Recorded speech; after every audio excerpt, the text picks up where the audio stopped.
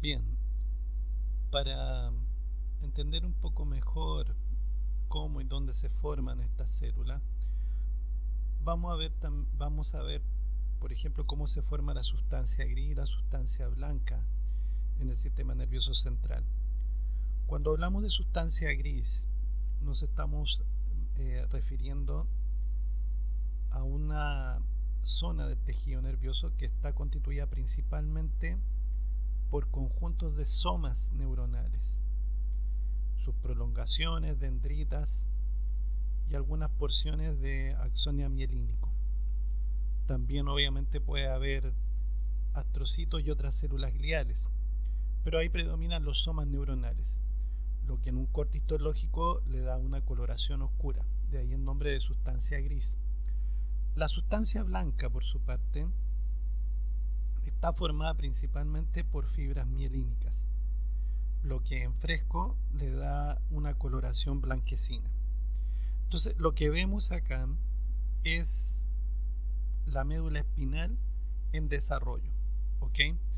Cuando se ha formado el tubo neural, una parte del tubo neural, la parte cefálica, va a generar ciertas dilataciones o ensanchamientos llamados las vesículas encefálicas.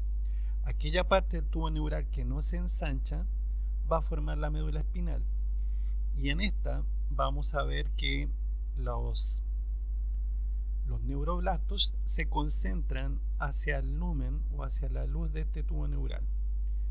Estos neuroblastos son los que van a dar origen principalmente a neuronas. Y como están localizados cerca de la luz del tubo neural, entonces van a empezar a generar esta capa que se llama la capa del manto. La capa del manto, a su vez, como ven, se divide en lo que son las placas alares y las placas basales. Bueno, ya se podrán imaginar que la capa del manto va a originar a la sustancia gris y que por lo tanto las placas basales son las que van a originar a las astas ventrales o anteriores de la médula espinal, así como por su parte las placas alares de la capa del manto van a dar origen a las astas dorsales o sensitivas de la médula espinal. Por otro lado, en la periferia, los glioblastos van a dar origen a oligodendrocitos y estos oligodendrocitos van a ir generando la vaina de mielina de las fibras que se mueven o se desplazan por esta zona en desarrollo. Y así entonces la sustancia blanca va a quedar en la periferia y la sustancia blanca al centro. Como hemos señalado anteriormente, en el caso de la corteza cerebral, estas neuronas que se formaron hacia el centro del tubo neural van a migrar hacia la periferia, tanto en el cerebro como en el cerebelo, y de esa manera van a empezar a conformar las cortezas cerebrales y las cortezas cerebelosas. Por otro lado, ¿cómo se forma la raíz ventral o anterior de un nervio raquídeo? Bueno, ya sabemos entonces que en las placas basales, ¿no es cierto?, los neuroblastos iban a dar origen a neuronas. Entonces estas neuronas se van a convertir en neuronas multipolares que van a emitir prolongaciones fuera de la médula espinal en formación. Cuando la prolongación abandona, ¿no es cierto?, la capa del manto y pasa por la capa marginal, en la capa marginal los glioblastos van a diferenciarse en oligodendrocitos que van a formar vaina de mielina en esa porción del axón que está saliendo por ahí. Y luego, a medida que el axón abandona la médula espinal en formación, va a ser rodeada por células de Schwann, que como ustedes saben derivan de células de la cresta neural. Estas células de la cresta neural daban origen entonces a estas células de Schwann que van a formar la vaina de mielina, pero recordemos en el sistema nervioso periférico, como aquí ya salió el sistema nervioso central, esto ya forma parte del sistema nervioso periférico. Por lo tanto, en la formación de la raíz ventral del nervio raquídeo, tenemos por un lado células derivadas de el tubo neural, pero por otro lado tenemos también la participación de células derivadas de las crestas neurales. ¿Ok? Por otra parte, en la formación de la raíz dorsal, aquí es un poco más sencillo todo porque, como ustedes recordarán, las células de la cresta neural podían dar origen a neuroblastos y estos a neuronas. Las neuronas se van a agrupar, por ejemplo, en este caso, para formar ganglios nerviosos. En este caso, los ganglios de la raíz dorsal. Aquí vemos una gran acumulación de somas neuronales cuyas prolongaciones al crecer se van a proyectar hacia la médula espinal en formación y hacia la rama anterior o ventral del nervio raquídeo. A medida que crecen, ¿no es cierto?, estas prolongaciones hacia la médula y hacia la rama ventral del nervio raquídeo, van a ir siendo rodeados por células de Schwann que también derivan de células de la cresta neural y van a formar las vainas mielinas respectivas.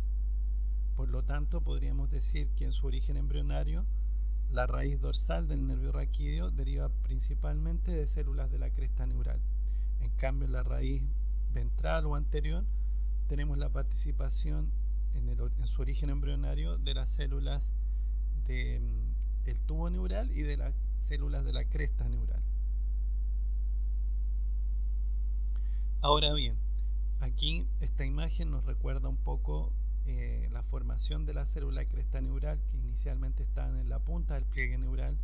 Luego nos recuerda que migraron separándose de las paredes del tubo neural, quedando inicialmente a ambos lados del tubo neural. Por ejemplo, estas podrían dar origen a lo que vimos recientemente, un ganglio dorsal sensitivo, ¿no es cierto? Pero también puede dar origen a los ganglios del sistema nervioso autónomo, simpático y parasimpático. Por ejemplo, acá un ganglio simpático, un ganglio preaórtico.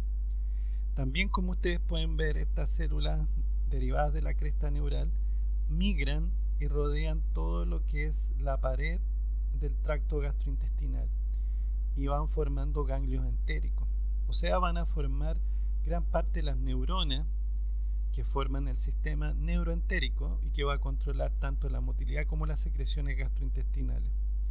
Por otra parte, las células de la cresta neural también van a llegar a la glándula suprarrenal en desarrollo y van a formar la médula de la glándula suprarrenal. Concretamente, se van a formar de ahí las células cromafines, que son las responsables de la secreción de adrenalina, o también llamada epinefrina, al torrente vasculosanguíneo. Bueno, así como hay nervios espinales, ¿no es cierto?, que ya hemos explicado su origen embrionario, a partir de las diversas vesículas encefálicas se van a generar los llamados nervios craneanos. ¿Ok? Entonces aquí vamos a tener 12 nervios craneanos. Y lo que me interesa a mí simplemente de estas imágenes es señalar destacar su origen embrionario. El núcleo, o sea, el origen de estos nervios craneales, por lo tanto, cuando hablamos de un núcleo gris, estamos hablando de un conjunto de somas neuronales, pero que están localizados normalmente dentro de la sustancia blanca en el sistema nervioso. Y esos núcleos, ¿no es cierto?, derivan de células de la cresta neural. O sea, esas neuronas derivan de células de la cresta neural por sí sola, o la combinación de células de la cresta neural con placodas.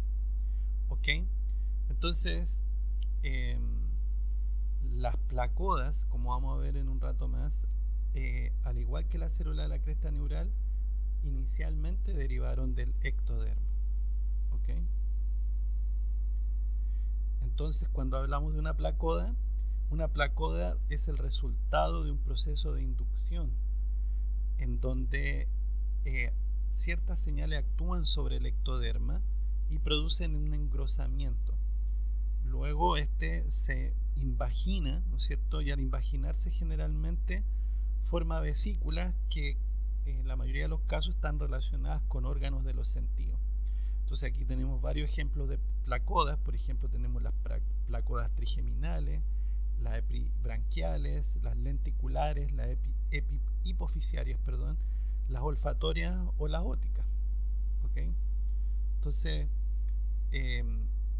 Como ya lo hemos señalado de manera parecida a lo que vimos en neurulación, las placoas se forman por procesos de inducción sobre el ectoderma. Entonces son estos engrosamientos del ectoderma y tienen siempre la misma dinámica: invaginación de la placoda y formación de una vesícula. En esta diapositiva lo que podemos ver es justamente lo que se llama la placoda ótica, ¿no es cierto? La placoda ótica consiste en este engrosamiento, ¿no es cierto?, que luego se invagina. Al imaginarse por el lado externo se observa lo que se llama la fosita ótica. ¿Ok? A medida que progresa la invaginación se va formando, una vesícula, que vamos a llamar la vesícula ótica, o también conocida como vesícula auditiva. ¿Por qué? Porque a partir de esta estructura, por ejemplo, se va a originar las estructuras del oído interno. Bien, más adelante vamos a ver también algunas placodas que van a dar origen, por ejemplo, al cristalino, que forma parte del globo ocular.